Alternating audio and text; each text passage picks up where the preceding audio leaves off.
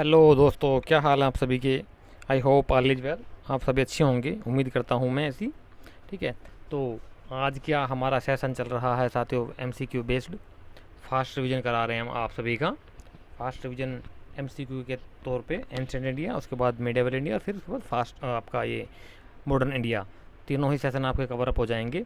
ठीक है। तो उसी सिलसिले के अंदर हमारा मौर्य काल चल रहा है। मौर्य काल के 43 क्वेश्चंस हमारे हो चुके हैं, जो स्टूडेंट्स हमारे साथ बने हुए हैं रेगुलर, उन सभी को पता है। आज का जो सेशन है ना साथियों, वो मौर्य काल से संबंधित आगे के नेक्स्ट क्वेश्चन को हम लेंगे वन बाय वन करके। ठीक है। तो अधिक जानकारी के लिए साथियों आप हमारी क्या बोलते हैं यूट्यूब चैनल फिलर फॉर्म को ज्वाइन कर सकते हैं। फिलर फॉर्म आपका वीडियो के नीचे डिस्क्रिप्शन बॉक्स में आपको फिलर फॉर्म यूट्यूब चैनल का लिंक मिल जाएगा, वहाँ से आप ज्वाइन हो सकते हैं। हाँ, कुछ स्टूडेंट्स कह रहे थे सर प्ले लिस्ट बनाइए। बताओ, अभी तक उनको प्ले लिस्ट का ही नहीं पता यार। अरे यार, हद हो गई। वीडियो के नीचे डिस्क्रिप्शन बॉक्स में जाइए, वहाँ पे प्ले लिस्ट बनी हुई सभी सब्जेक्टों की। ठीक है। नीचे मिल जाएगी आपको हिस्ट्री सब्जेक्ट की प्ले लिस्ट, उसमें से प्ले लिस्ट में जा करके आप सारी पुरानी वीडियो हमारी देख सकते हैं। सैकड़ों क्वेश्चन करवा चुका हूँ मैं अभी तक एमसीक्यू के बेस्ड, और थ्योरी क्लासेस और भी हैं। 134 वीडियोज ऑलरेडी हमारी हो चुकी हैं। ठीक है। तो वो जिनको देखनी है वो जा करके पुरानी वीडियोज़ को हमारे देख सकते हैं, अपनी तैयारी को स्ट्रॉन्गफुली कर सकते हैं, और नेट जेआरएफ का एग्जाम क्रैक करने के संभावना को सुदृढ़ कर सकते हैं।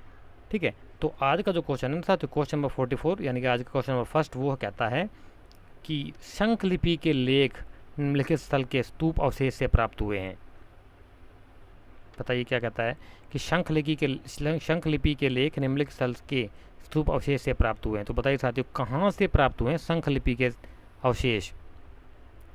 शंख लिपि लिखे हुए अवशेष प्राप्त, लिखे हुए लेख मिले हमें किसी स्तूप के अवशेषों से प्राप्त हुए हैं। तो बताइए साथियों, कौन से स्तूप के अवशेषों से शंख लिपि के लेख प्राप्त हुए हैं।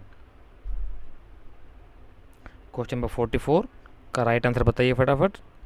30 सेकंड से भी कम समय का कम टाइम मिलेगा आप सभी को आंसर पुट अप करने में, क्योंकि क्वेश्चंस बहुत ज़्यादा हैं साथियों और समय हमारे पास कम है, आप भी जानते हैं ये। तो मैं चाहता हूँ कि मिनिमम टाइम में मैक्सिमम आपका सिलेबस मैं कवर अप करा दूँ फटाफट।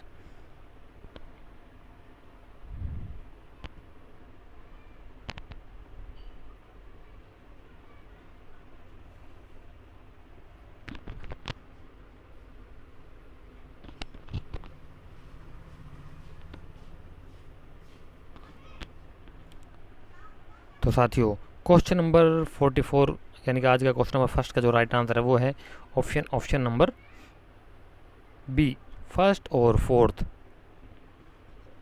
यानी कि आपका भरहुत और सांची। ये दो स्तूपों के अवशेषों में हमें शंख लिपि से लिखे हुए लेख मिलते हैं। शंख लिपि एक प्रकार की लिपि होती है। भाषा को लिखने के जो क्या बोलते हैं अक्षर जो होते हैं उन्हें लिपि बोला जाता है, मूल अक्षर जो होते हैं। ठीक है। जैसे ब्राह्मी लिपि है, प्राकृत लिपि है, और बहुत सारी लिपियाँ होती है इसी प्रकार से, कि ये भी लिपि है, शंख लिपि बोलते हैं इसको।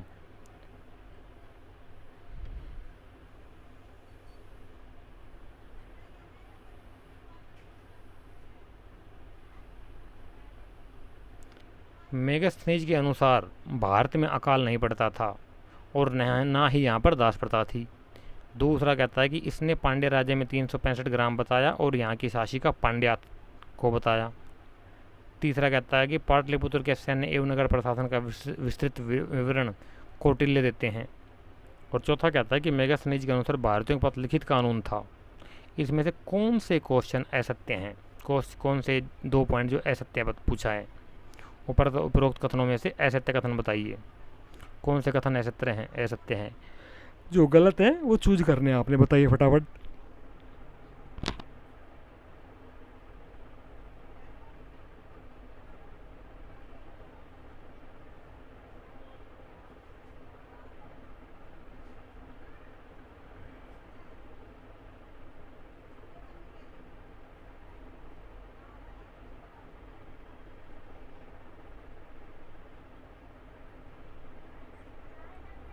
तो क्वेश्चन नंबर 45 का जो राइट आंसर है साथियों, वो है आपका option number B, third and fourth, यानी कि पाटलिपुत्र के सैन्य नगर विवरण कौटिल्य देते हैं। ये गलत है आपका। और मेगास्थनीज के अनुसार भारतीयों के पास लिखित कानून था, ये दोनों गलत हैं।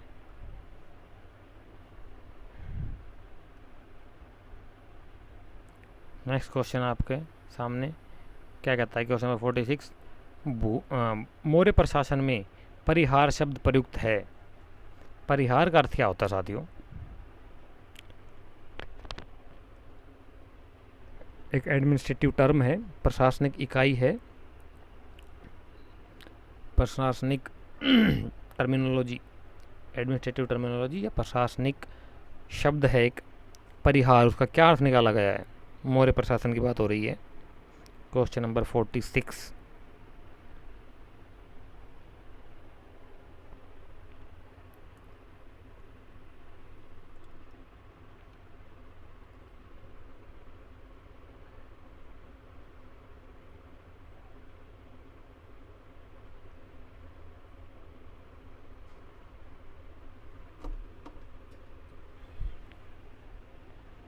क्वेश्चन नंबर 46 का जो राइट आंसर होगा वो होगा option number D.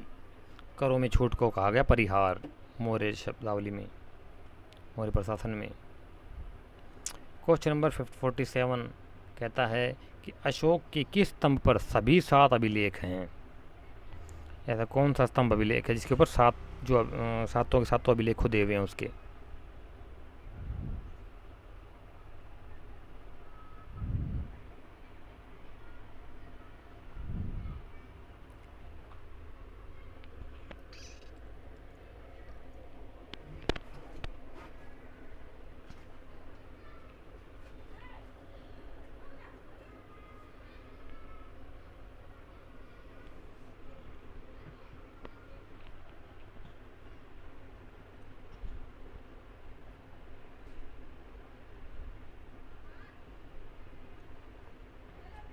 Question number 47 का जो राइट आंसर है वो है option number B, Delhi Topra अभिलेख। ये जो स्तंभ है इसके ऊपर आपके अशोक के सातों के सातों अभिलेख खुदे हुए हैं, कंप्लीट, दिल्ली टोपरा अभिलेख।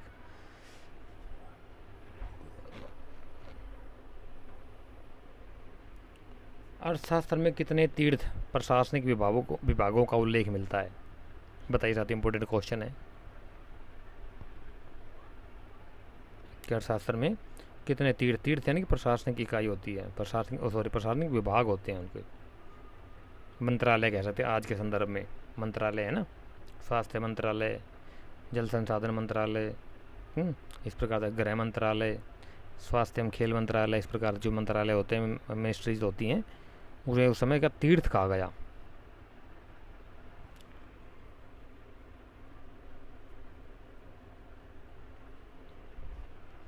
तो बताइए जरा कितने तीर्थों का उल्लेख मिलता है अर्थशास्त्र में हमें?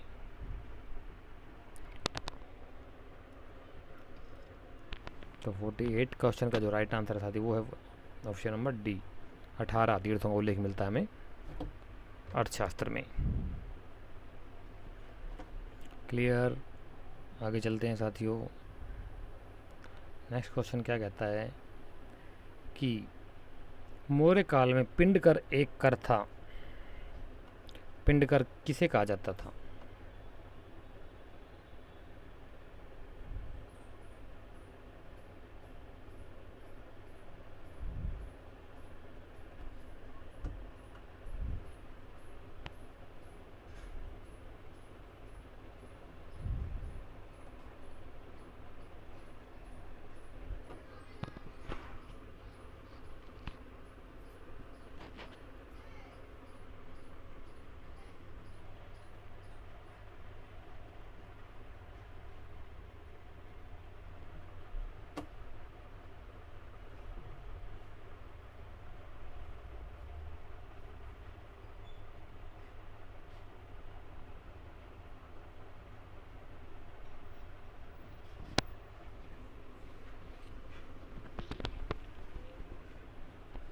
तो साथ क्वेश्चन नंबर 49 को जो राइट आंसर है वो है ऑप्शन नंबर डी, एक ग्राम से संग्रहित कर।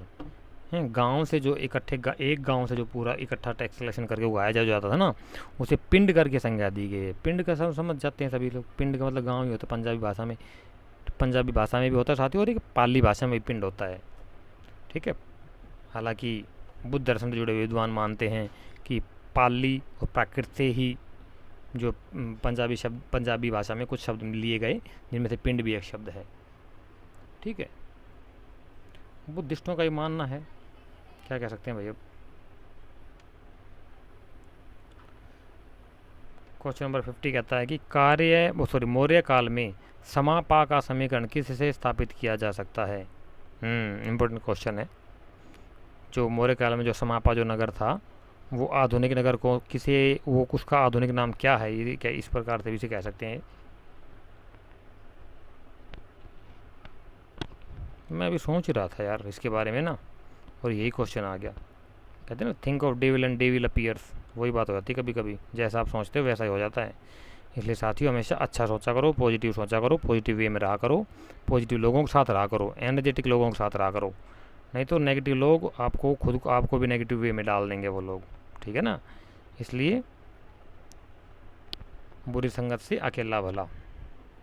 तो क्वेश्चन नंबर 50 का जो राइट आंसर होगा वो है आपका ऑप्शन नंबर डी, जौगढ़ से। क्लियर। नेक्स्ट क्वेश्चन आगे चलते हैं। निम्नलिखित में से किस काल में वलय कूप पहली बार प्रचलित हुए। क्या बात है, वलय कूप कोई बताएगा तो वलय कूप क्या होते हैं। रिंग वेल बोले तो। चलो आंसर दो पहले, फिर मैं बताता हूँ इसका डिटेल पहले मैं बता दूंगा, तो आपके लिए क्वेश्चन आंसर करना आसान हो जाएगा। पहले आप लोग आंसर दे दीजिए, उसके बाद फिर मैं उसका एक्सप्लेन करूँगा उसके।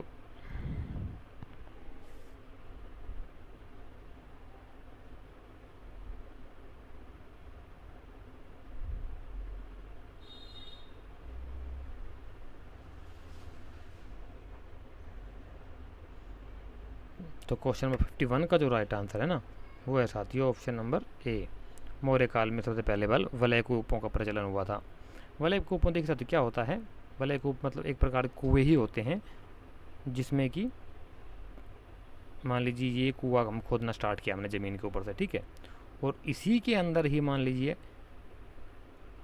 हालांकि डायरेक्ट तो उस समय जेसीबी मशीन तो होती नहीं थी, सबको पता है, ठीक है। तो जैसे जैसे मिट्टी को हटाते जाते थे ना, उसमें छल्ले के टाइप में वो डालते जाते थे, फरमे कहते हैं एक प्रकार से। फिर यूँ इसके नीचे, फिर यूँ इसके नीचे, फिर यूँ इसके नीचे, फिर यूँ इसके नीचे, ठीक है। तो इस प्रकार से अगर आप देखेंगे तो एक पूरे छल्ले बन जाती है ना। वलय कूप रिंग हो गया ना ये। तो ये जो इस प्रकार के जो कुओं का उदाहरण है, सबसे पहले जो खोदे गए थे ना, वो मौर्य काल से शुरुआत हुई थी। वलय कूप बोल देते हैं, रिंग वेल बोलते हैं, छल्लेदार कुएँ बोल देते हैं इनको। आप गूगल पर जाइए, टाइप करेंगे ना तो मिल जाएगा आपको, बहुत सी जगहों से कुछ वलय कूपों की प्राप्ति हुई है।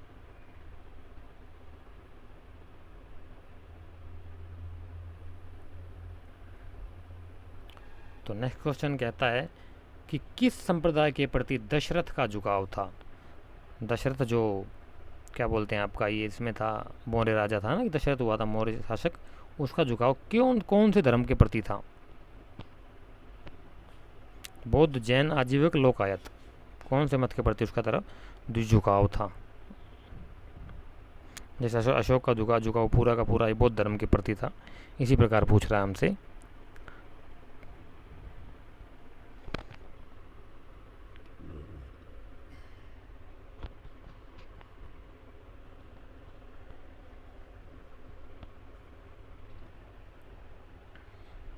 एक चीज़ और कहना चाहूँगा साथियों, जितने भी स्टूडेंट्स वीडियो देख रहे हैं ना, वीडियो को लाइक भी कर दिया करो यार, कभी कभी कुछ काम बगैर कहीं भी कर दिया करो।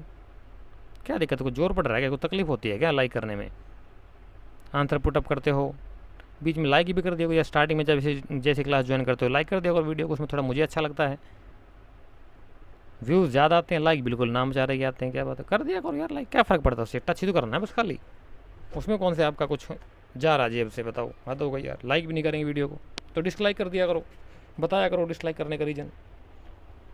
डिसलाइक कर नहीं सकते आप, क्यों? क्योंकि हमारा कंटेंट इतना अच्छा है, कहीं मिलेगा नहीं आपको, ईमानदार से बोला जाए तो ये, तो डिसलाइक आप कर नहीं सकते, तो लाइक भी कर दिया करो।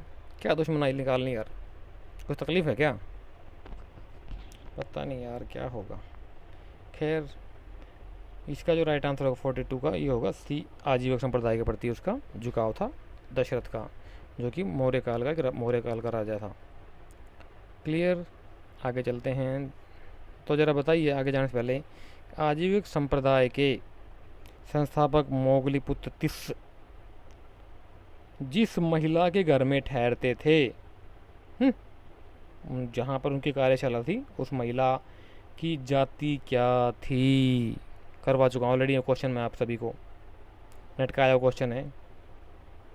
बताइए नेक्स्ट क्वेश्चन बाद में, पहले इसी क्वेश्चन का आंसर दीजिए आप लोग कि आजीविक संप्रदाय के प्रवर्तक मखलीपुत्र घोषाल जिस महिला के घर में ठहरते थे उसका नाम क्या था और उसकी जाति क्या थी? 30 सेकंड का टाइम दे रहा हूँ आप लोगों को, फटाफट टाइप कर दिया आंसर जी जिसको पता है। देखता हूँ कितने लोगों को पता भी है या मामला चल रहा है आगे दौड़ पीछे छोड़, दोनों करवा चुका हूँ सारे क्वेश्चन, इसलिए अब मैं क्वेश्चन का आंसर नहीं दूंगा, मैं क्वेश्चन आप लोगों से पूछूंगा। देखते हैं कौन कितना पानी में है, फटाफट आंसर दीजिए। एक बार फिर से रिपीट कर देता हूँ क्वेश्चन। आजीविक संप्रदाय के प्रवर्तक मखलीपुत्र घोषाल जिस महिला की कार्यशाला में ठहरते थे, जिस महिला के घर में ठहरते थे, जहाँ थे उन्होंने अपना कार्यशाला बनाई हुई थी उस घर को, उस महिला का नाम क्या था, वो किस जाति की थी? दोनों क्वेश्चन नेट के आए हुए हैं, दोनों ही मैं बता चुका हूँ, करवा चुका हूँ आप लोगों को, और कई बार करवाए मैंने, एक बार नहीं। तो बताइए साथियों क्या राइट आंसर होगा इसका वीडियो। और हाँ एक बात और बता देता हूँ, गूगल मीट का हम प्लान कर रहे हैं, तो ईमानदारी से साथियों जिसको जो टाइम सूटेबल करता है वो बताइए। संडे, सैटरडे और मंडे 2 दिन में से किस टाइम हमें वीडियो लाइव गूगल मीट करनी चाहिए, ईमानदारी से अपना टाइम बता दीजिए, ताकि हम उसी जो ज़्यादा स्टूडेंट्स को शूट करेगा वही शेड्यूल रखेंगे।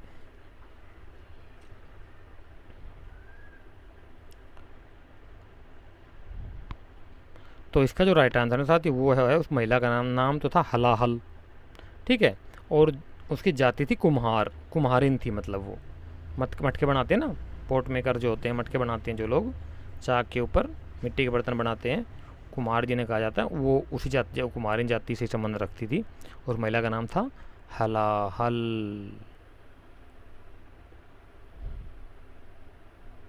हलाहल का शाब्दिक अर्थ कोई बताएगा क्या होता है हलाहल का शाब्दिक अर्थ?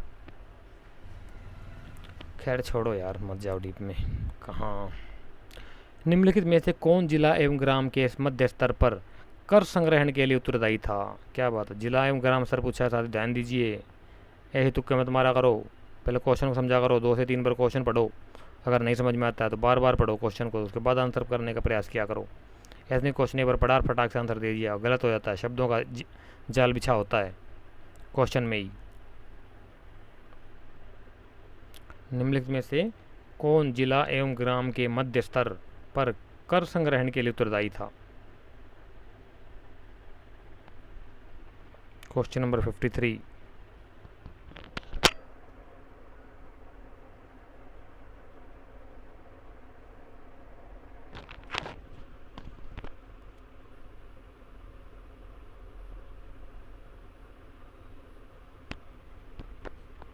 तो क्वेश्चन नंबर 53 का जो राइट आंसर है वो है ऑप्शन नंबर बी, स्थानिक। स्थानिक था ना, ये था ग्राम और जिला, 2 चीज़ें था, ग्राम और जिला के बीच में आज क्या होता है, तहसील होती है, ठीक है, तहसील का कर संग्रहण के उत्तर जो अधिकारी था उसे स्थानिक बोला गया है। क्लियर? आगे चलते हैं। मौर्यकालीन मणिभद्र यक्ष की मूर्ति के प्राप्ति स्थल है। हाँ, मणिभद्र यक्ष की मूर्ति कहाँ से मिली है, कहाँ से प्राप्ति हुई है उसकी, बताइए ज़रा।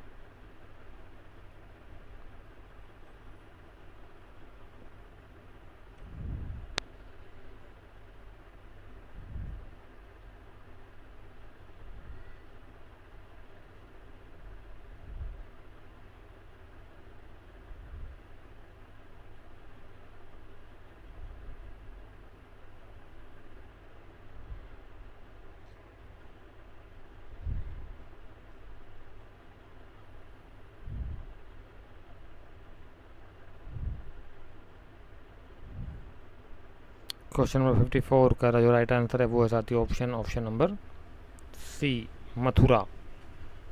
मथुरा से मणिभद्राक्षी मूर्ति की प्राप्ति हुई हमें।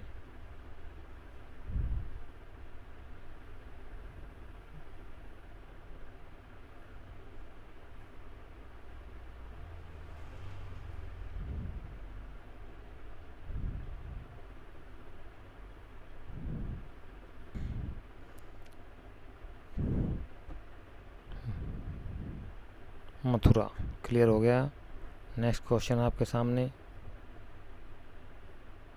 क्या कहता है, अशोक का कौन सा उत्तराधिकारी देवानाम पीएम कहलाता था। क्या बात है, देवानाम पीएम सीनो। यहाँ कहता है कि अशोक का कौन सा उत्तराधिकारी था जिसने देवानाम पीए की उपाधि धारण की थी, जो देवानाम पीए कहलाता था। कुणाल, दशरथ, शालिशुक या संप्रति। क्वेश्चन नंबर 55 का राइट आंसर बताइए साथियों फटाफट।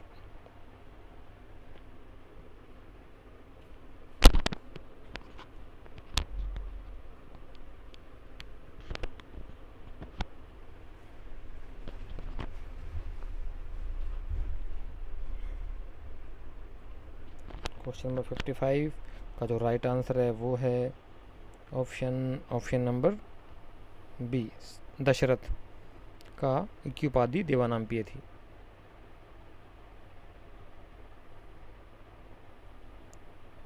कहा जाता है कि चंद्रगुप्त मौर्य की मृत्यु हुई थी, कहाँ हुई थी।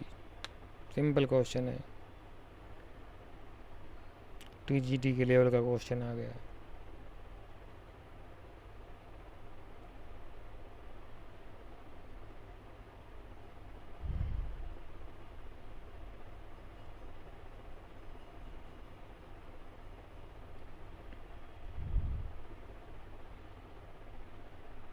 तो चंद्रगुप्त मौर्य की मृत्यु कहाँ हुई थी। Question number 56 right answer B, Shravanabelagola. और श्रवणबेलगोला कहाँ पर है, आधुनिक कर्नाटक प्रांत में है। क्लियर। सेंट्रोकोटस का समीकरण चंद्रगुप्त मौर्य से किसने सर्वप्रथम स्थापित किया। Question number 57।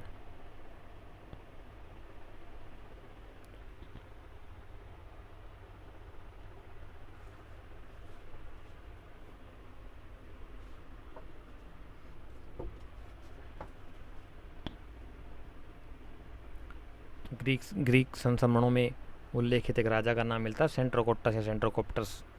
उसका समीकरण चंद्रगुप्त मौर्य से किसने सबसे पहले स्थापित किया था, बताइए कौन सा विद्वान था जिन्होंने चंद्रगुप्त मौर्य को सेंट्रोकोप्टर या सेंट्रोकोप्टस को चंद्रगुप्त मौर्य माना था।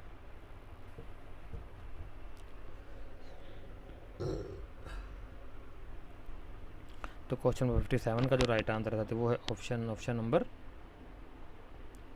ए, William Jones. Sir William Jones ने सेंट्रोकोप्टस को चंद्रगुप्त मौर्य से समानता दर्शाई थी, बताई थी।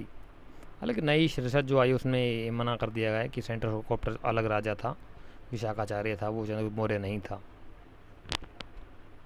ये चीज़ ऐसी बीमारी छोड़ गए विलियम जोन्स महोदय। इंडियंस अभी तक उसी में लकीर के फकीर बने हुए हैं, उसके अलावा कुछ रिसर्च करके खुश ही नहीं है, पता नहीं क्या बीमारी है।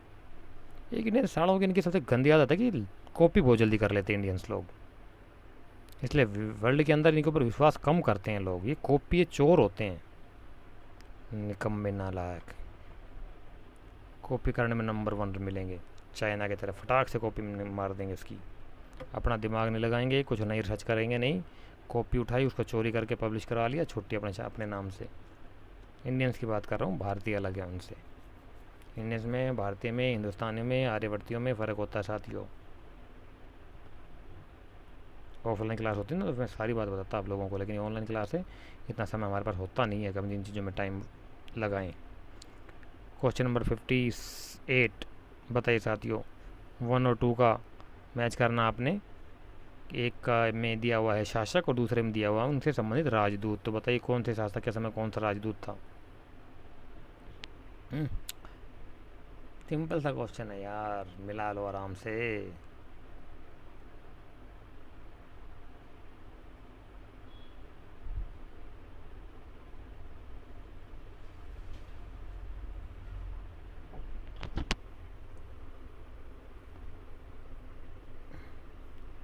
राइट आंसर बताइए साथियों फटाफट, ABCD कौन सा राइट आंसर होगा क्वेश्चन नंबर 58 का। और एक चीज़ और बता रहा हूँ साथियों, 50 क्वेश्चन नंबर भी पुट अप किया करो साथ साथ आंसर देने, ये नहीं सीधा ABCD पेल दिया, नहीं, क्वेश्चन नंबर लिखा करो कि कौन से क्वेश्चन का आंसर दे रहे हो आप। कुछ स्टूडेंट्स कन्फ्यूज हो जाते हैं। वो सचिन तो बेचारा ज़्यादा ही कन्फ्यूज हो रहा है आजकल, वो तो बार बार बोलता है सर मैं कहीं पीछे ना रह जाऊँ। तो सभी से रिक्वेस्ट है, प्लीज़ क्वेश्चन नंबर भी मेंशन किया करो अपने आंसर में, ऑप्शन नंबर ABCD के साथ में क्वेश्चन नंबर, उसका फिर आंसर पुटअप किया करो ABCD जो भी आपके अकॉर्डिंग होता है, ठीक है, ताकि आसानी रहे मुझे भी देखने में समझने में और अदर स्टूडेंट्स को भी।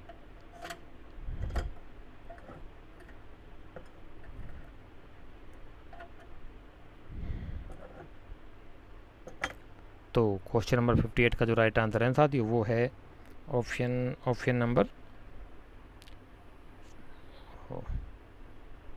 सी।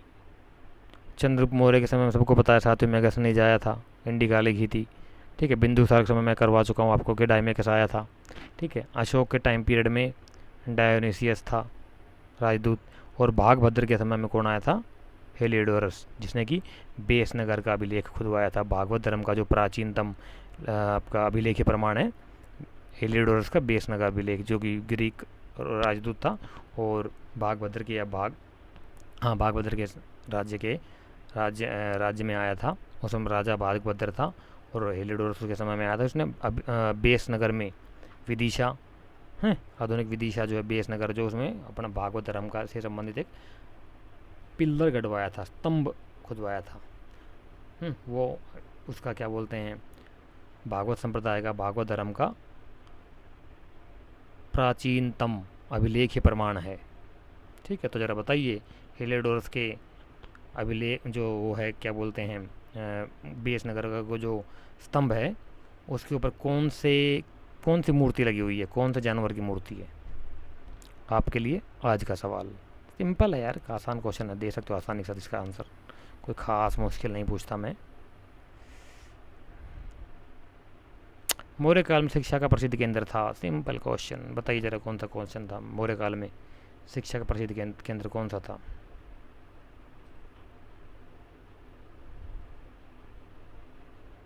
क्वेश्चन नंबर 59 आपके सामने है साथियों। तक्षशिला, उज्जैनी, नालंदा या वल्लभी, कौन सा था शिक्षा का प्रसिद्ध केंद्र उस समय का।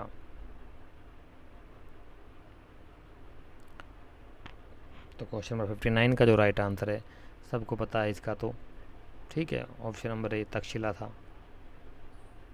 नेक्स्ट क्वेश्चन, अशोक के राज्याभिषेक के कितने वर्ष बाद युद्ध लड़ा गया था कलिंग का युद्ध जो है अशोक के राज्यकाल के कितने वर्ष बाद लड़ा गया था। सिंपल क्वेश्चन है यार, सबको पता है ये तो। ABCD फटाफट आंसर कीजिए, आगे चलते हैं।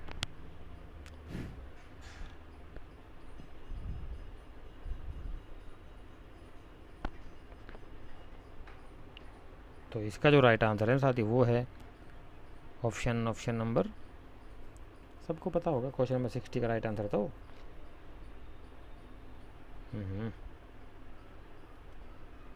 8वें वर्ष लड़ा गया था, यानी कि option number C is the right answer of this question.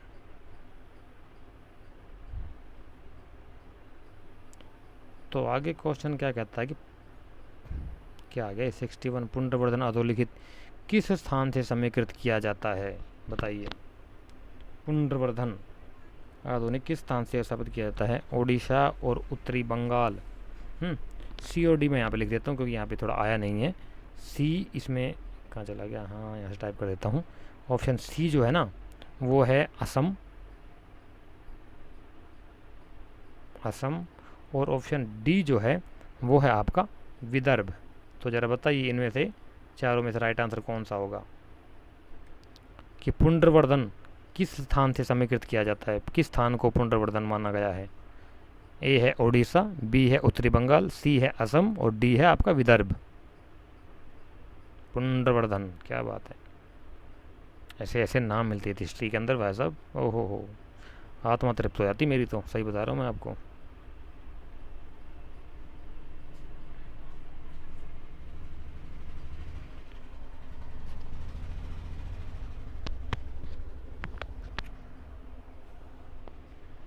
तो क्वेश्चन नंबर 61 का जो राइट आंसर है साथी वो है ऑप्शन नंबर बी, उत्तरी बंगाल को माना गया है, पुनर्वर्धन से संबंध किया गया है उत्तरी बंगाल का।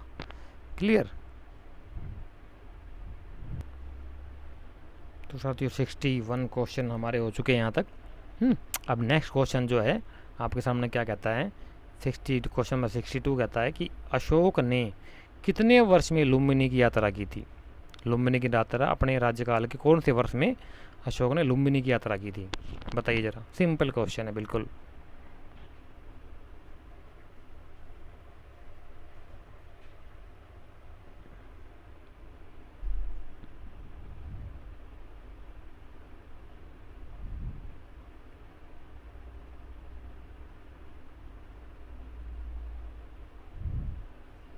तो क्वेश्चन नंबर 62 का जो राइट आंसर है साथी वो है ऑप्शन नंबर सी। 20वें वर्ष जो है अशोक ने अपने राज्यकाल के सॉरी अपने उसके राज्याभिषेक के 20वें वर्ष लुम्बिनी की यात्रा की थी और वहाँ पर स्तूप का आकार वर्धन किया था और लुम्बिनी के जो लोग थे वहाँ पर कर के टैक्स घटा दिया था। 1/6 से घटा करके 1/8 कर दिया गया था। ठीक है, ये टैक्स कलेक्शन घटा दिया था उसने अशोक का, तो क्योंकि लुम्बिनी में माता बुद्ध का जन्म स्थान माना जाता है। ठीक है, नेक्स्ट क्वेश्चन क्या कहता है, सिंपल क्वेश्चन ही तो पढ़ लिया होगा आधे लोगों तो पहले ही। सचिन तो चाहता है कि मैं पहले ही आंसर दे दूं, है ना, उसको तो बहुत जल्दी लगी रहती, पता नहीं क्या चक्कर है, कहाँ जाना उसने। क्वेश्चन नंबर 63 का क्या कहता है, अशोक का समकालीन तुर्मे कहाँ का राजा था। सिंपल क्वेश्चन है ये साथी। 5 हुए हैं ना, अशोक के समकालीन 5 विदेशी राजा हुए हैं और उनके नाम और उनके राज्य अच्छे से देख लीजिए, मैच मेकिंग में आ जाते हैं आपके, बहुत से बात पूछेगा या नेट के क्वेश्चन में PYQ में मिल जाएंगे आपको। कौन थे शासक, कहाँ के शासन, किस राज्य के शासन थे। ठीक है, राजा और उनका राज्य अच्छे से देख लीजिए इसको। तो अशोक का शासनकाल जो तुर्मे राजा था वो कहाँ का था,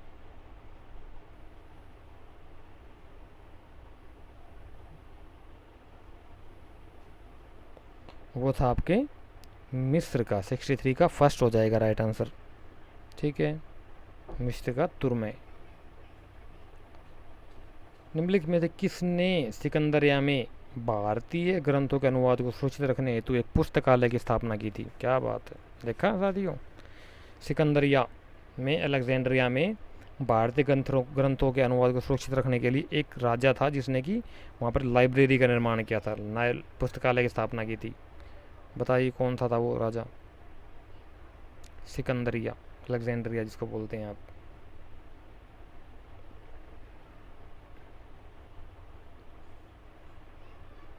लोगों ने हमसे बहुत कुछ सीखा साथी, ये इतिहास गवाह इस चीज़ का कि लोगों ने ज्ञान विज्ञान की परंपराएं बहुत सी ज़्यादा हमसे लिए और हमारे लोग उन चीज़ों को नहीं सीख पाए जो विदेशियों ने हमसे सीखी। हमारे लोग अपने ही कल्चर पर, सभ्यता पर हीन भावना की दृष्टि से देखते हैं, अरे यार ये तो नकली चीज़ें हैं, ये तो ऐसी ही हैं बस खाली, हाँ। और विदेशियों के लिए वो चीज़ें किसी चमत्कार से कम नहीं होती थी। इसी कारण है कि पूरा विश्व जो है हिंदुस्तान की तरफ झुकाता था। हिंदुस्तान की शिक्षा कल्चर को आज भी लोग मानते, विदेशों से लोग घूमने के लिए आते हैं, यहाँ से बहुत कुछ सीख के जाते हैं, कुछ लोग चोरी करके ले जाते हैं यहाँ से, आधे लोगों को पता ही नहीं मामला चल क्या रहा है। खैर यार, क्वेश्चन नंबर 64 का जो राइट आंसर है वो हो जाती है ऑप्शन नंबर बी, टालमी फिलाडेल्फस था वो राजा जिसने सिकंदरिया में एक लाइब्रेरी की स्थापना की थी। ठीक है, आगे का नेक्स्ट क्वेश्चन क्या कहता है कि चाणक्य ने 16 नगरों को रोंद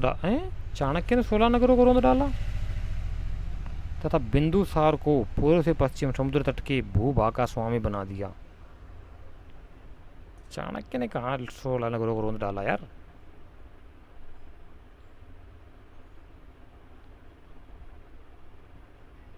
रोंद जस्टिन वर्णन करता है कि भाई उसने क्या बोलते, चंद्रगुप्त मौर्य ने संपूर्ण भारत को रोंद डाला था 6 लाख की सेना के साथ में। ये थोड़ा सही नहीं लग रहा है मेरे को यार। चाणक्य ने 16 नगरों को रोंद डाला था, बिंदुसार को पूर्व से पश्चिमी समुद्र तट के भूभाग का स्वामी बना दिया। तो डाउटफुल क्वेश्चन भाई, किसी को कोई क्लेरिफाई हो तो बताना जरा। चाणक्य ने 16 नगरों को रोंद डाला तथा बिंदुसार को पूर्व से पश्चिम समुद्र तट की भूभाग का समय बना दिया। उपरोक्त कथन किसका है? तो जरा बताइए साथी, उपरोक्त कथन किसका है?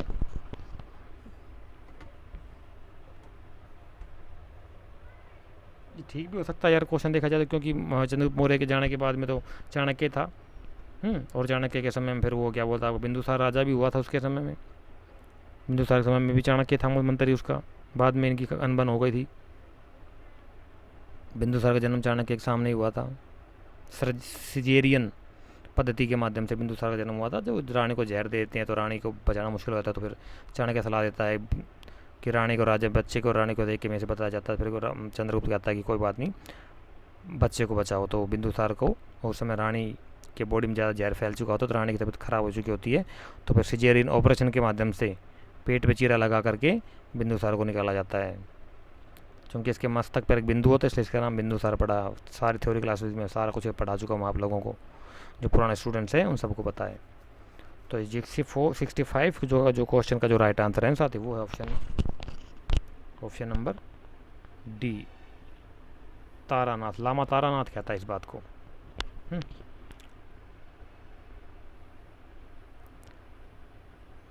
क्वेश्चन नंबर 66 कहता है कि अशोक के किस लेख में 7 बौद्ध पुस्तकों का उल्लेख है? अशोक के किस लेख में 7 बौद्ध पुस्तकों का उल्लेख है? अच्छा जी, ऐसा भी है क्या? भाई साहब बंदा तगड़ा ही था इसका मतलब। बताइए साथी जरा, 7 बौद्ध पुस्तकों का उल्लेख मिलता हमें बौद्ध अशोक के किस लेख में मिलता है? कलिंग, बाबरू, धौली, जौगढ़। क्वेश्चन नंबर 66 का जो राइट आंसर है वो है साथी ऑप्शन नंबर बी, बाबरू लेख। क्वेश्चन बहुत बचे हुए यार, टाइम हमारे पास कम है। नेक्स्ट क्वेश्चन कहता है कि किस अभिलेख में चंद्रगुप्त मौर्य और अशोक दोनों का नाम उल्लेख मिलता है? क्या बात है, इंपॉर्टेंट क्वेश्चन है। किस अभिलेख में चंद्रगुप्त मौर्य और अशोक दोनों का ही नाम का उल्लेख मिलता हमें? कैसा अभिलेख मिला जिसमें दोनों का नाम मिलता है? थ्योरी क्लासेस में पढ़ा चुका हूँ, बताइए फटाफट साथियों। क्वेश्चन नंबर 67 का राइट आंसर क्या है?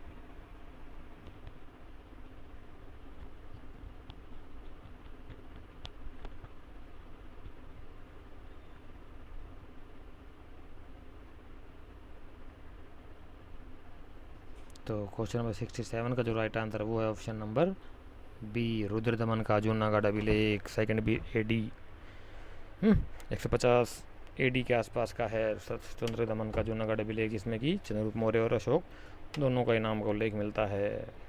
और नेक्स्ट क्वेश्चन क्या कहता है? मौर्य काल में राहत कार्य के लिए अन्नगारों के अस्तित्व का प्रमाण निम्नांकित से प्राप्त हुआ है। कहाँ से प्राप्त हुआ है? राहत कार्य के लिए अन्नगारों का प्रयोग, यानी कि अन्न के भंडारों का प्रयोग, जहाँ पर आज भी सरकारें जैसे FCCI करती है ना, खाद्यान्न का भंडारण, अनाज का स्टोर कर रखती है कि भगवान ना करे किसी समय में अकाल वगैरह पड़ जाए, फसल नष्ट हो जाए, तो लोगों को खाने के लिए अनाज हमारे पास होना चाहिए मिनिमम इतना। तो सरकारें रखती है इमरजेंसी के तौर पे, अन्न बचा करके रखती है। आराम खोर लेकिन केयर टेकर जो होते खा जाते हैं उस अन्न को बेच करके। निकम्मे नाकारा नालायक इंडियन लोग हर जगह अपनी बदमाशी दिखाने से काम नहीं चूकते नहीं हैं। 68 का को राइट आंसर बताइए साथियों क्या है? तो 68 का जो राइट आंसर है वो है साथियों ऑप्शन नंबर डी, सोहगोरा का ताम्रपट्ट कह सकते हैं, ताम्रपत्र भी कह सकते हैं, कॉपर प्लेट भी कह सकते हैं। सोहगोरा में जो मिली उसमें उल्लेख मिलता है कि मौर्य कार्यों में के लिए वहाँ पर अन्नगारों में अन्न भंडारों का उल्लेख मिलता है। गेहूँ, चावल इत्यादि स्टोर कर रखा जाता था इमरजेंसी के तौर पे। अशोक के शासनकाल में कुमार निम्नांकित स्थानों में नियुक्त थे। कहाँ नियुक्त थे कुमार बोले तो राजकुमार।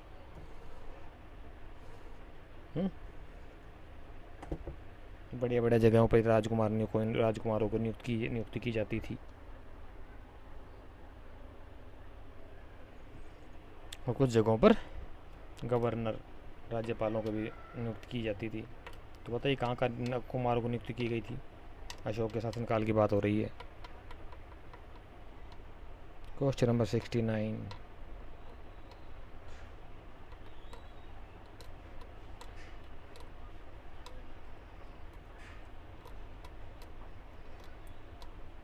क्वेश्चन नंबर 69 का जो राइट आंसर है वो है ऑप्शन नंबर ए। तक्षशिला, तोसली और उज्जैनी में कुमारों की नियुक्ति होती थी। क्लियर। नेक्स्ट क्वेश्चन आगे चलते हैं। क्या कहता है कि मेगास्थनीज में इंडिका निम्नलिखित के उद्धरणों में इस समय उपलब्ध है। आज की जो इंडिका है वो किस किस के उद्धरणों में से ली गई है। कोई अपने उसका मूल रूप तो है नहीं, मूल रूप तो खो गया, मिला ही नहीं, लेकिन उस इंडिका में से बहुत से कुछ उस समय के बाद के जो लेखक हुए उन्होंने इंडिका में से बहुत सी चीज़ें निकाल कर लिखी अपनी राइटिंग्स में, अपनी बुक्स में। तो जो जो इंडिका के उद्धरण लिए गए ना उन लेखकों ने, उसमें से निकाल करके उनको इकट्ठा करके मैन क्रिंडल नाम के महोदय ने, स्कॉलर ने उसको पब्लिश करवाया था इंडिका को। जो तो आज की इंडिका जो है, जो मैन क्रिंडल एक स्कॉलर विद्वान हुए हैं, उन्होंने पब्लिश किया उसको अलग अलग राइटर्स के उस समय के बुक्स में से निकाल करके, जहाँ जहाँ उनका उल्लेख मिला इंडिका का।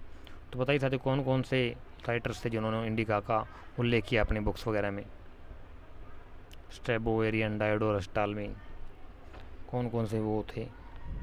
क्वेश्चन नंबर 70 का जो राइट आंसर है वो है ऑप्शन नंबर सी, 1 2 3, यानी कि स्ट्रैबो, एरियन और डायोडोरस। टालमी ने लिखी थी जियोग्राफी का, इसने कोई उल्लेख नहीं किया इंडिका का। ठीक है, आगे चलते हैं। क्या कहता है 71, निम्नलिखित में से किसने यह कहा कि चंद्रगुप्त मौर्य ने 6 लाख सैनिकों की सहायता से संपूर्ण भारत पर आक्रमण कर अधिकार किया। ये तो मैं पहले बता चुका यार, हैं। खैर कोई बात नहीं, जिनको नहीं पता बताइए। Question number 71,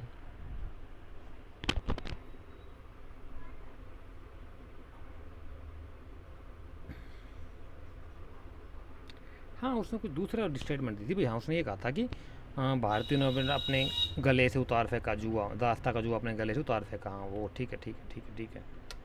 sorry for that dear students, वो उसने कहा था। ठीक है। क्वेश्चन नंबर 71 का राइट आंसर बताइए फटाफट साथियों।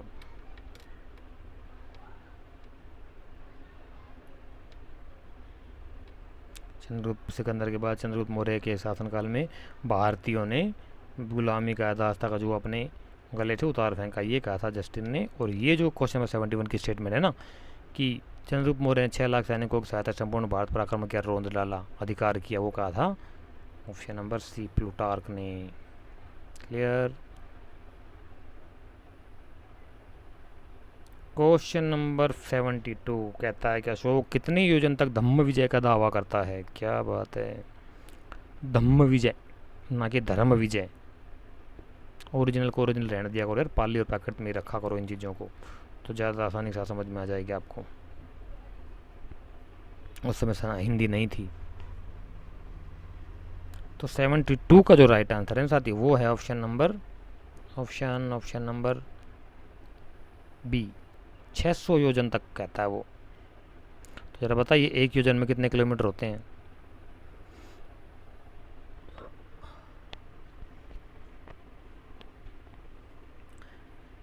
नेक्स्ट क्वेश्चन कहता है निम्नलिखित विदेशी राजाओं में कौन अशोक का समकालीन नहीं था।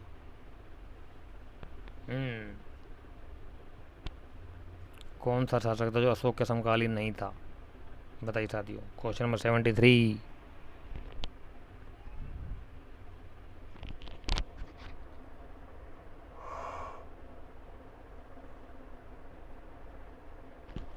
क्वेश्चन नंबर 73 का जो राइट आंसर है वो है option number D, Darius. Ashok के शासनकाल का समकालीन नहीं था। सिंपल क्वेश्चन आ गया है। क्या कहता है, हालांकि नेट का आया क्वेश्चन है, निम्नलिखित स्थानों में से कहाँ वृषभ शीर्ष वाला अशोक स्तंभ स्थित था। बताइए क्वेश्चन नंबर 74 का राइट आंसर क्या होगा।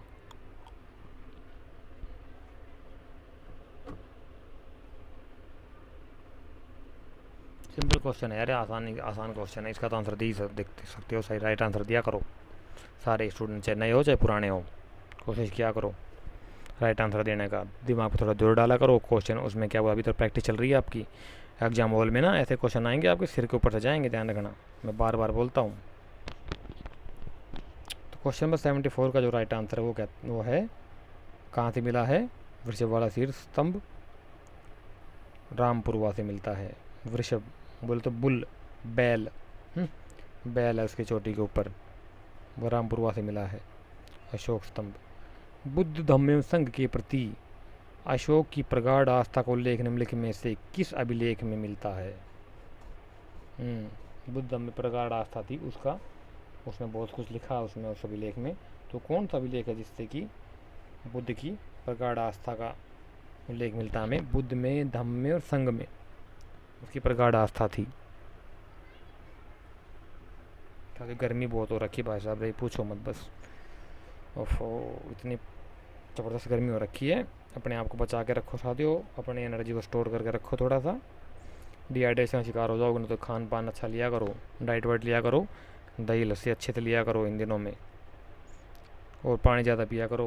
पानी में ग्लूकोज वगैरह डाल लिया करो, ORS के घोल मिल जाते हैं डिस्पेंसरी, सरकारी डिस्पेंसरियों से ले आओ, घोल करके पीते रहा करो उनको। ग्लूकोज की कमी नहीं होनी चाहिए बॉडी में, नहीं तो ग्लूकोन डी का ग्लूकोज मिल जाता है मेडिकल स्टोर वगैरह पे, थोड़ा थोड़ा वो ले लो, फल फ्रूट वगैरह खा लिया करो यार। तो क्वेश्चन नंबर 75 का जो राइट आंसर है वो है ऑप्शन नंबर सी, बाबरू शिलालेख। बाबरू का लघु शिलालेख में से मिलता है कि बुद्ध का धम्म संघ में, अशोक का धम्म संघ और बुद्ध में प्रगाढ़ आस्था थी। नेक्स्ट क्वेश्चन, निम्न में से कौन सा स्रोत चंद्रगुप्त मौर्य को क्षत्रिय मानता है? क्षत्रिय कौन मानता है चंद्रगुप्त मौर्य को?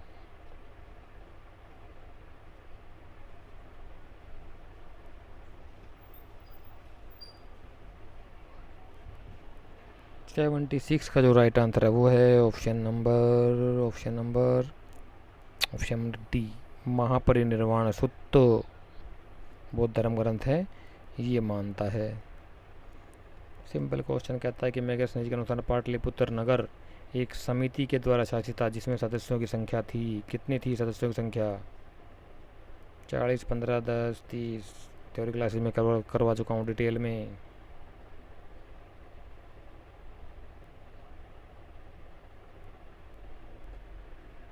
नगर समिति के द्वारा शासित होता था जिसमें कि समितियाँ बनी हुई थी, समिति, और उन समितियों में टोटल सदस्यों की संख्या कितनी थी? वो थी ऑप्शन नंबर डी 30 थी।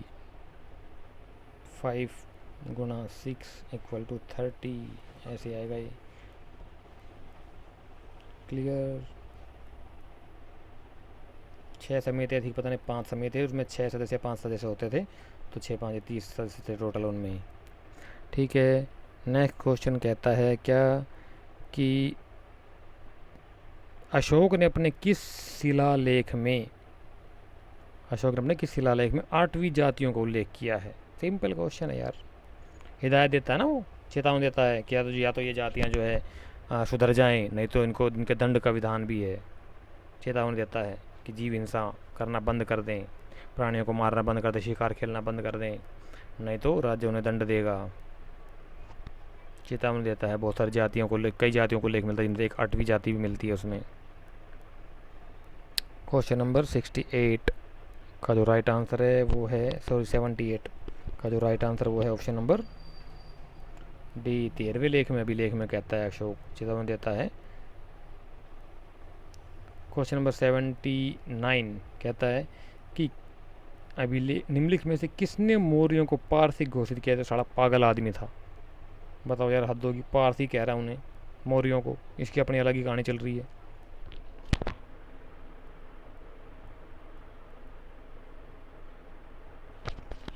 स्पूनर कहता है, स्मिथ कहता है, फ्लीट कहता है, तारानाथ कहता है, मौर्यों को पारसी बता दिया इसने। यार बताओ कहाँ से इसको प्रमाण मिले, कौन सा DNA टेस्ट कर लिया इसने? कैसे कैसे इतिहासकार हुए हैं, हमें ऐसा इतिहास पढ़ाया जाता है साथियों, पता लग गया अब आपको? ऐसे ऐसे इतिहासकारों की बुक्स पढ़ाई जाती है, सारा माइंड ऐसा लोगों का डेवलप हो गया पिछले 17 सालों में। लोग अपने ही कल्चर से नफरत करने लग गए, ऐसी पढ़ाई गई, ख़ासतौर से ब्यूरोक्रेट्स में ऐसी पढ़ाई जाती हैं। उनकी एक आँख में नेहरू और एक आँख में गांधी दिखाई पड़ता उन्हें, जो IAS IPS जो है ना, जो सिस्टम को चलाते हैं, ब्यूरोक्रेट्स। और आपके क्या एडवाइज़र्स, और आपके जो बनते हैं बाद में, क्या बोलते हैं उनको, अरे आई पी एस जो प्रमोट होकर नहीं बन जाते हैं, सेक्रेटरी, हाँ सेक्रेटरी सचिव लोग ऐसे ही उनका माइंडसेट उनकी ऐसी हो जाती है। तो क्वेश्चन नंबर 79 का जो राइट आंसर है वो है साथी ऑप्शन नंबर ए। ये स्नूपर महोदय थी, पता नहीं कौन सा डीएनए टेस्ट कर ली सर रामखोर ने यार। इसको कहता कि मौर्य जो पारसिक थे। पारसिक बोले तो आधुनिक ईरान का जो क्षेत्र के लोग हैं ना, पहले ज़माने में पारसी हुआ करते थे, अब तो खैर वो कन्वर्ट कर दिए गए हैं सुन्नियों शियाओं में। मुस्लिम इस्लाम जब से वहाँ पे आया, कैप्चर कर लिया और सबको मार मार के भगा दिया, सबको उन्होंने कन्वर्ट कर दिया इस्लाम में। कुछ बच कर के हिंदुस्तान आ गए। पारसी पूरे वर्ल्ड में कहीं नहीं है, सिर्फ हिंदुस्तान के अलावा पारसी। तो क्वेश्चन नंबर 80 कहता है कि किस अभिलेख में अशोक ने धर्म विजय का उल्लेख करता है। धम्म विजय होना चाहिए यहाँ पे, धम्म विजय का उल्लेख करता है भाई, धर्म विजय नहीं साथियों, धम्म होगा यहाँ पे। धम्म विजय का उल्लेख करता है। कौन सा अभिलेख इसमें अशोक धम्म विजय का उल्लेख करता है? 7वां, दूसरा, 12वां, 13वां? क्वेश्चन नंबर 80 का राइट आंसर है ऑप्शन नंबर डी, 13वें अभिलेख में कहता है वो। क्लियर? आगे चलते हैं। और हाँ, मैं बार बार बोल रहा हूँ, गूगल मीट होने जा रही है, गूगल मीट का टाइम बता दीजिए, डे और टाइम, जिसको जो भी सूटेबल होता है वो टाइम और डे बता दीजिए। यहाँ ना बता सके और टेलीग्राम पे बता दिया करो यार, और टेलीग्राम चैनल को ज्वाइन कर लो जितने भी नए स्टूडेंट जुड़ रहे हैं हमारे साथ में। वो पीडीएफ मांग रही थी, कौन थी लड़की थी, पता लड़का था, क्या था वो, पीडीएफ मांग रहा, तो टेलीग्राम ज्वाइन कर लो, टेलीग्राम पे सब कुछ मिला है। मीडिया फाइल्स खोल कर देख लो सर, सब कुछ मिला। क्या चाहिए आपको टेलीग्राम पे बताओ? टेलीग्राम चैनल ज्वाइन करो। मैं पागल हूँ जो बार बार बोल रहा हूँ टेलीग्राम को ज्वाइन कर लो, टेलीग्राम ज्वाइन कर लो। कोई करके खुश नहीं, पता नहीं क्या चाहिए सबको, फ्री में बैठे बैठे घर पे चाहिए। आपके घर पे पोस्ट करवा दूँ क्या अब मैं सारी चीज़ें?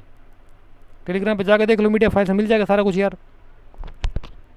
एमसीक्यू भी है, नोट्स भी है, सब कुछ है वहाँ पे, पीडीएफ भी मिल जाएगी आपको वहाँ पे। देखोगे तब मिलेगी ना, यहाँ थोड़ी मिल जाएगी।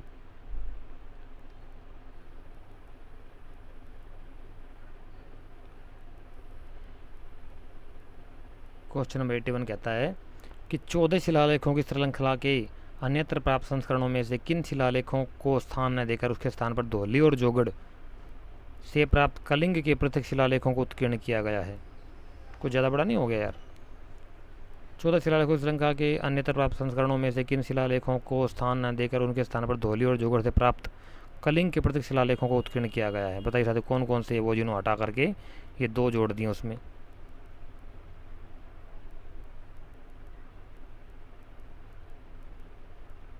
उन दो शिलालेखों को हटा दिया, उनकी जगह पे धौली और जोगड़ से प्राप्त कलिंग शिलालेख वो जोड़ दिए। कौन कौन से हटाए गए हैं वो दो शिलालेख बताओ साथियों? तो कहीं ज़्यादा ही हो जाएंगे यार। क्वेश्चन नंबर 81 का जो राइट आंसर है ना वो है ऑप्शन नंबर बी आपका, ये हटा दिए 11, 12 और 13, ये हटा करके उसकी जगह पे धौली और जोगड़ वाले जोड़ दिए। स्टोरी में पता नहीं क्या क्या करते रहते हैं कहानियाँ। खैर, अशोक के किस अभिलेख पर मोर का उत्कीर्णन किया गया है? क्या बात है, कौन सा स्तंभ लेख है जिसके ऊपर मोर क्या करती है? जैसे सारनाथ का है ना, सारनाथ के है कि सारनाथ के स्तंभ पे 4 शेरों की आकृति बनी हुई है ना ऊपर, ऐसे ही बताइए कौन सा है ऐसा अभिलेख जिसके ऊपर मोर की आकृति बनी हुई है? ये एक तो मैंने बता दिया यार, आपको ध्यान ही नहीं रहा, इसमें ऑप्शन दे रखा सारनाथ वाला, वो तो हो ही नहीं सकता, डी तो कैंसिल हो गया आपका, है ना। बात बात तो मैंने जवाब दे दिया इसका। तो क्वेश्चन नंबर 82 का जो राइट आंसर है वो है ऑप्शन नंबर ए, लौरिया नंदनगढ़ अभिलेख। रामपुरवा से सिंह अभिलेख भी मिला है और रामपुरवा से आपका वृषभ अभिलेख भी मिला है, स्तंभ लेख मिला है, सॉरी, दोनों ही मिले हैं। निम्न में से किस ग्रंथ में कौटिल्य के अनेक नामों का उल्लेख हुआ है? क्या बात है, ये क्वेश्चन हालांकि पहले भी आ चुका है पर वहाँ पर ऑप्शन दूसरे थे। किस ग्रंथ में कौटिल्य के अनेक नामों का उल्लेख मिला है? बताइए जरा। अभिधान, चिंतामणि, 10 कुमार चरित, कामांधक, नीति सार और मुद्रा राक्षस। क्वेश्चन नंबर 83 का जो राइट आंसर है वो है साथियों ऑप्शन नंबर ए अभिधान चिंतामणि में कौटिल्य के अनेक नामों का हमें उल्लेख मिलता है। कौटिल्य के अनुसार स्थानीय प्रशासनिक घटक था। कितने ग्रामों का समूह था? स्थानीय प्रशासनिक घटक जो था, स्थानीय प्रशासनिक इकाई थी, उसमें कितने गांव थे? 10, 200, 400, 800? अरे रुक जा यार। तो क्वेश्चन नंबर 84 का जो राइट आंसर है वो है साथियों ऑप्शन नंबर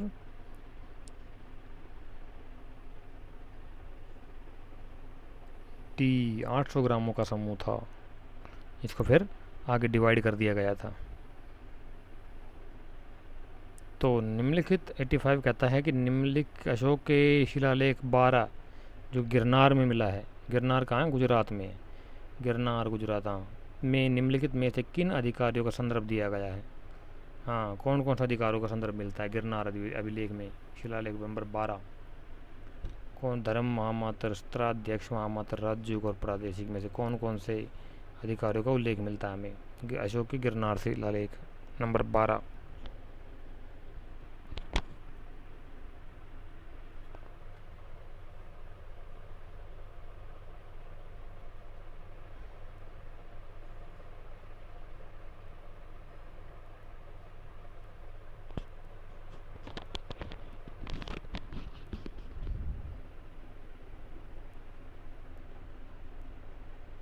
क्वेश्चन नंबर 85 का जो राइट आंसर है वो है ऑप्शन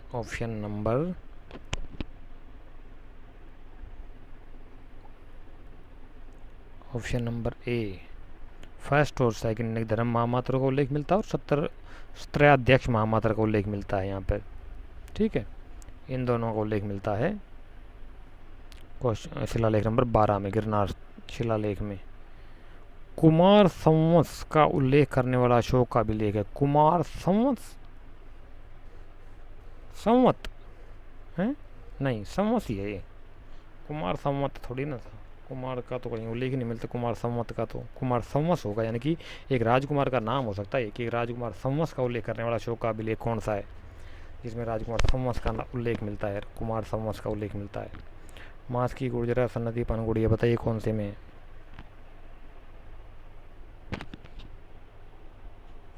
तो 86 का जो राइट आंसर है साथी वो है ऑप्शन नंबर डी, पानगुड़िया अभिलेख में उल्लेख मिलता है राजकुमार संवत्स का। क्वेश्चन नंबर 87 कहता है क्या कि बराबर और नागार्जुन गुफा शिलालेख की खोज किसने की थी? क्या यार, हमारे लोगों को कुछ नहीं पता था क्या? जो कुछ है साला इंडिया उन्होंने ब्रिटिशर्स ने खोज के बताया क्या था? ये इसका है, ये इसका है, ये इसका है। पता तो था लेकिन ऑफिशियल नहीं पता था ना, ऑफिशियल रिकॉग्निशन नहीं थी उनकी। लोगों को तो, वहाँ के लोगों को तो पता था यहाँ पे ये है, लेकिन उसको प्रकाश में कौन लाए, उसको पब्लिश कौन करे? हम तो गुलाम थे, सब कुछ सिस्टम तो अंग्रेजों के हाथों में था ना यार। नहीं, बराबर और नागार्जुन गुफा शिलालेख की खोज किसने की थी? तो क्वेश्चन नंबर 87 का राइट आंसर बताइए साथियों क्या होगा? इसका जो राइट आंसर वो है option number B, G.H. Harrington. क्या है ये? Harrington, G.H. हैरिंगटन। क्लियर? आगे देखते हैं। क्वेश्चन नंबर 88 कहता है कि निम्नलिखित में से किस अभिलेख में अशोक का उल्लेख देवानाम पियदस्सी के रूप में किया गया है? देवानाम पियदस्सी अशोकिनो, देवानाम पियदसीनो अशोकस। लेकिन यहाँ पे खाली पूछा गया है कि देवानाम पियदस्सी प्राकृत का शब्द है, भाषा पाली है, लेकिन यहाँ पर भाषा पाली, लिपि देवनागरी है। ठीक है ना, हिंदी की लिपि देवनागरी है, तो हिंदी में लिखा हो तो लिपि देवनागरी होगी, लेकिन भाषा जो है वो पाली कही जाएगी। ठीक है, तो कहता है कि कौन सा है, किस अभिलेख में किया गया? क्वेश्चन नंबर 88 का जो राइट आंसर वो है ऑप्शन नंबर ए, रूपनाथ शिलालेख में, देवानाम पियदस्सी।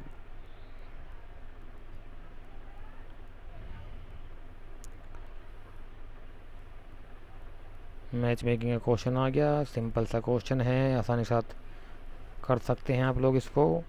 मोर स्तंभ दे रखे हैं एक तरफ उनके ऊपर शीर्ष के पशु यानी चोटी के ऊपर कौन से पशु की आकृति बनी हुई है वो बताने हैं।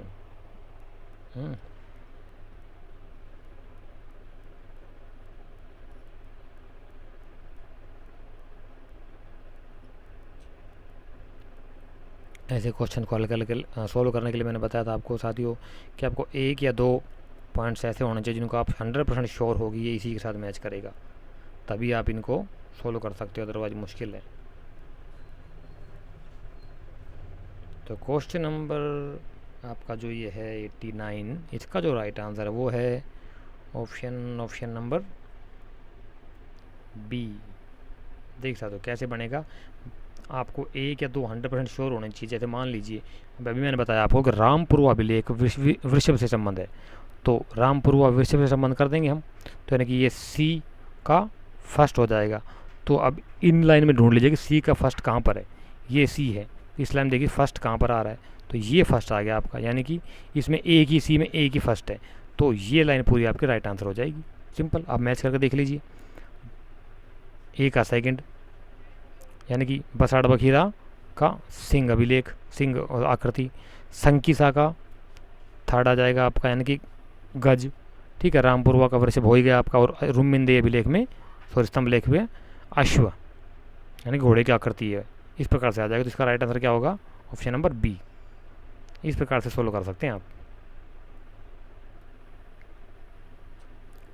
तो अशोक के राज्याभिषेक के कितने वर्ष बाद कलिंग की विजय का शिलालेख 13 शहबाजगढ़ी में उल्लेख किया गया है? 8, 10, 12, 13। क्वेश्चन नंबर 90 का राइट आंसर क्या होगा साथियों? सिंपल क्वेश्चन है यार, सबको पता होगा ये तो।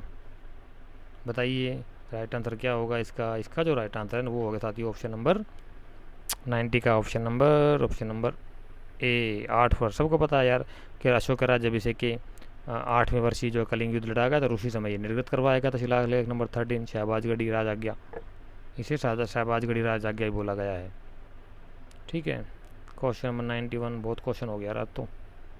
किस अभिलेख में अशोक 4 संप्रदायों संघ, ब्राह्मण, आजीविक और निगंठ का उल्लेख करता है? निगंठनाथ पुत्र, क्या बात है। शिला प्रज्ञापन 12, 7, 13, 1 किस में उल्लेख मिलता है साथियों? बताइए फटाफट। क्वेश्चन नंबर 91 का जो राइट आंसर होगा वो होगा ऑप्शन नंबर बी, स्तंभ प्रलेखन नंबर 7, प्रज्ञापन, स्तंभ प्रज्ञापन 7 यानी कि 7वां लेख में मिलता है इसका। 4 संप्रदायों का उल्लेख, संघ, ब्राह्मण, आजीविक और निगंठ, 4 संप्रदायों का उल्लेख मिलता है। 4 संप्रदायों, संघ, ब्राह्मण, आजीवक और निगंठ, ये भी संप्रदाय। संघ तो वही आ गया ना फिर, ब्राह्मण ये तो बुद्ध संघ हो गया, यानी कि बुद्धिस्टों का, ब्राह्मणों का, आजीवकों का और निगंठों का उल्लेख मिलता है। ठीक है। क्वेश्चन थोड़ा घुमा फिरा रखा है ये साथियों। आज का 92 क्वेश्चन और आज का अंतिम क्वेश्चन है, कहता है कि अशोक के निम्नलिखित अभिलेखों में से इसीला नामक प्राचीन नगर का पता किससे चलता है? क्या बात है।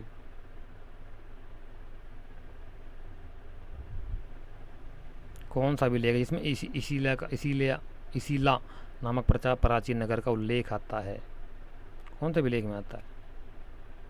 Question number 92। अगर आपने पढ़ा होगा अभिलेखों के बारे में अशोक के, तो आराम से पता लगा सकते हैं। तो इसका जो राइट आंसर है वो है साथी ऑप्शन नंबर सी, 92 का सी हो जाएगा। ब्रह्मगिरी से जो अभिलेख मिला है ना, उसमें उल्लेख मिलता इसीला नामक प्राचीन नगर का। क्लियर? तो ये 92 क्वेश्चन आ जाने के आज के साथियों लगभग हो गए हैं आपके 45, मोर देन 45 क्वेश्चन हो गए हैं आपके आज के। 45, 46, 47, 48, हाँ 48 क्वेश्चन आपके हो गए हैं। काफ़ी क्वेश्चन हो गए हैं आज के। इनको आप अच्छे से देख लेना, दोबारा बार प्रैक्टिस कर लेना इनके ऊपर, ठीक है। थोड़ा सा अच्छे से देख लेना, पता लग जाएगा आपको आपके। और हाँ, एक बात और बताता हूँ साथियों, लास्ट में ना ये बताया करो, अपना स्कोर बताया करो कि इतने में से इतने ठीक हुए हैं आपके। तो आज सबने बताना है अपना कि क्वेश्चन जितने भी मैंने कराए हैं, 48 समथिंग क्वेश्चन मैंने कराए हैं, तो इसमें से आपके टोटल कितने राइट आंसर राइट हुए हैं। कुछ स्टूडेंट्स तो बता देते हैं, लेकिन कुछ स्टूडेंट्स आंसर ही नहीं देते हैं। क्यों भाई, क्या तकलीफ, बता दो यार, क्या दिक्कत है। यहाँ ना बता सको टेलीग्राम पे बता दिया करो, टेलीग्राम चैनल पे पुटअप कर दिया करो, सर मेरे इतने में से इतने स्कोर आया और ये मेरा नाम है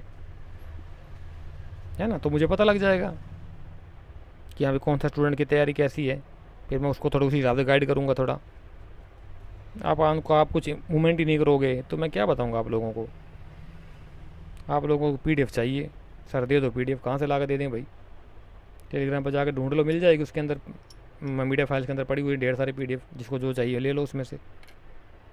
मतलब जो मैं बातें बताता हूँ साथ अमल किया करो उनके ऊपर, ऐसे नहीं खाली पे लिया यार अपने मन मर्जी चला रहे हो आप लोग, तो फिर मन मर्जी ऐसे रिजल्ट आएंगे। हर चीज़ का ना एक सिस्टम होता है, सिस्टम पे चलोगे तो रिजल्ट अच्छे आते हैं, सिस्टम पे नहीं चलोगे तो फिर रिजल्ट आपके जैसे आएंगे, बगैर सिस्टम वाले आएंगे। जो आपकी करनी है आपके साथ में साथियों, मेरा काम है, मेरा फ़र्ज़ है, जिम्मेदारी है आपका कोर्स पूरा कराने की, तो मैंने करा दिया है लगभग सभी सारा ही कोर्स कुछ दिनों का। जब तक एग्ज़ाम ना आए मैं आपके साथ बना हुआ हूँ। मेरे स्टार्टिंग में मेरी जो कमिटमेंट थी मैंने ये कहा था, कुछ लोग ऐसा था सर आप छोड़ के भाग जाओगे, मैं कहा बेटा ऐसा नहीं है, और मैं अपने वादे पे कायम हूँ। वो स्टूडेंट ही भाग गया, आधे तो उनमें से चले गए, पुराने वाले जो थे उनका खुद का था, पता नहीं आज कहाँ है वो भटकते रहेंगे यार, कभी इधर से उधर, उधर से इधर, और ऐसे भटकती हुई आत्माओं का कभी मोक्ष नहीं होता, कोई गति नहीं मिलती उनकी, जो इधर से उधर भटकते रहते हैं। तो एक डॉक्टर से इलाज कराओ, बढ़िया डॉक्टर से इलाज कराओ, समझे, उसको फॉलो करो अच्छे से, हो जाएगा। कुछ मुश्किल थोड़ी यार नेट JRF को क्रैक करना, पर पैटर्न पे चलना पड़ेगा, सिस्टमेटिक सिस्टम के हिसाब से चलना पड़ेगा, तभी हो पाएगा, ऐसे नहीं। ठीक है, तो काफ़ी लंबी वीडियो हो गई साथियों, 1 घंटे 6 मिनट की, तो मुझे उम्मीद नहीं थी ना लंबा वीडियो बन जाएगी ये। अगले चैप्टर में आपको फिर कुछ और क्वेश्चंस कंप्लीट कराऊंगा। नेक्स्ट क्वेश्चन जो वो हमारा जो चैप्टर आएगा ना वो आएगा मौर्योत्तर काल, जिसमें कि आपका शुंग वंश आ जाएगा, सातवाहन वंश आ जाएगा, इनसे संबंधित आएंगे, और आपका शक, पहलव, कुषाण वगैरह भी आ जाएंगे इसी में ही चैप्टर में, तो उनको आप अभी देख लीजिए अच्छे से। नेक्स्ट वीडियो में हम उन सभी से संबंधित क्वेश्चंस को लेंगे। ठीक है, तो तब तक के लिए thank you so much class attend करने के लिए। आपका दिन शुभ हो, बेस्ट ऑफ लक, जय हिंद और जय Bharat. Thank you so much साथियों।